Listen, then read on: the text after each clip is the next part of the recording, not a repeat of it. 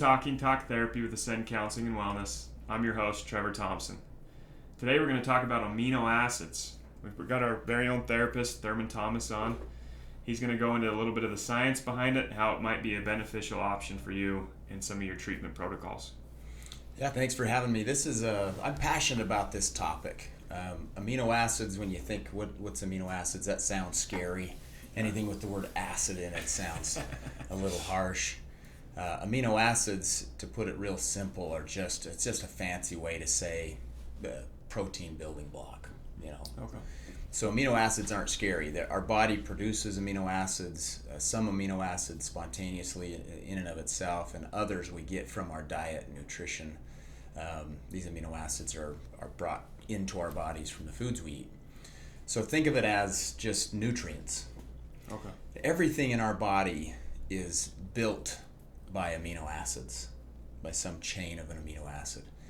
And that's important to recognize, that we need these amino acids to be healthy. Trevor's somebody who works out a lot. If you can't see that through the camera, it's if you were with me, you could tell. He lifts some heavy stuff, you can tell.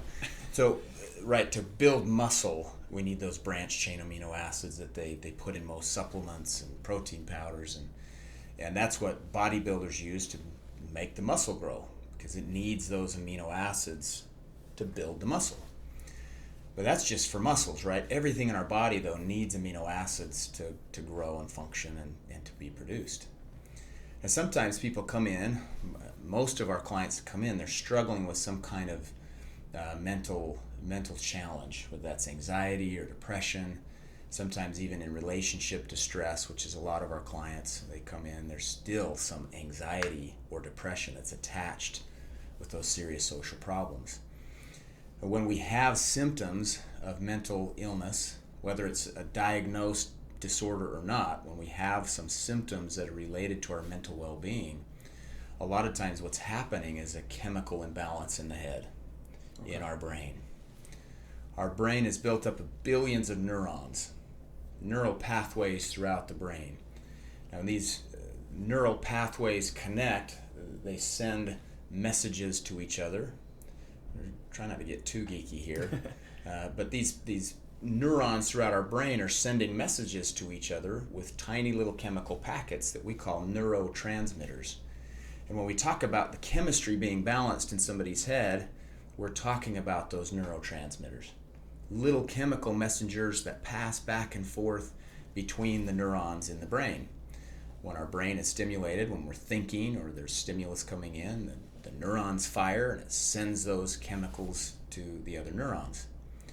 If we're deficient in any of those neurotransmitters, we tend to have symptoms. Okay. Things like anxiety, worry, panic, sadness, that kind of sad type of depression. Maybe we're hyper-focusing on things. Maybe our self-esteem dips. Or maybe we're feeling not much of anything, apathy. Maybe we're easily distracted. See, these are all mental health symptoms that can be connected to these neurotransmitter chemicals being deficient or out of balance. So if somebody's coming in, let me give you an example. If somebody's coming in with depression or anxiety, that's the kind that's like a worried kind of anxiety or a sadness type of depression, their self-esteem is low or they're hyper-focused on things, probably we can deduce that there's a serotonin deficiency. Most medicines that we use for anxiety and depression are serotonin based, meaning they're trying to have some effect on the serotonin process in our brain. So if serotonin is deficient, we're going to have those symptoms. Now, serotonin is one of those myriad of neurotransmitters in the brain that can become imbalanced and lead to symptoms. There's many others, things like GABA, epinephrine, norepinephrine, dopamine. All these other systems, these neurotransmitters, can also be deficient and lead to symptoms. So this is where amino acids come in. A lot of our clients, myself included in a lot of cases, are maybe hesitant to going right toward medication. Maybe it's a child and we're worried about the long-term effects, or maybe we're an adult that just maybe doesn't feel good about medication. amino acids become this intermediary approach to balancing out the chemistry in the brain. Now, the amino acids we know which amino acids are the building blocks of each of these neurotransmitters. Just as an example, to use serotonin, we know that serotonin is created by the amino acid L-tryptophan. So if we're deficient in serotonin, if we know that because of the symptoms we're experiencing, it makes sense then to supplement with L-tryptophan. We need more serotonin. Let's give the body more of the building block necessary to have more serotonin in the body.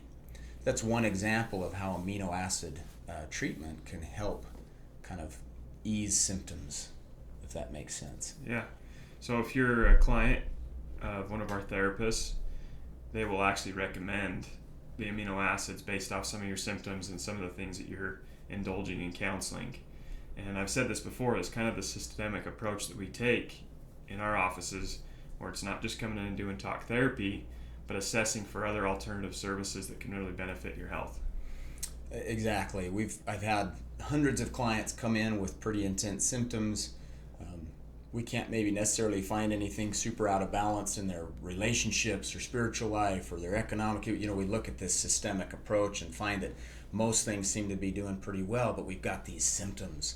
Maybe it's ADHD, that it's a 9-year-old that's struggling in school with ADHD, but everything else in their life is in balance. And we can, through assessment and recommending the appropriate amino acids, we can help bring those symptoms down to a level where this kid can now function effectively without medication. It's pretty awesome, and I've seen some miracles just by getting the body right. Right, because sometimes when you don't physically feel good, you don't mentally feel good. That's right. So again, guys, that's kind of the approach we take here. Hopefully you were able to take something away from the amino acids topic. We're going to dive into a little bit more of the science and some of our other alternative services, so stay tuned for those. But we appreciate all the support you've given us so far, and we'll talk to you next week.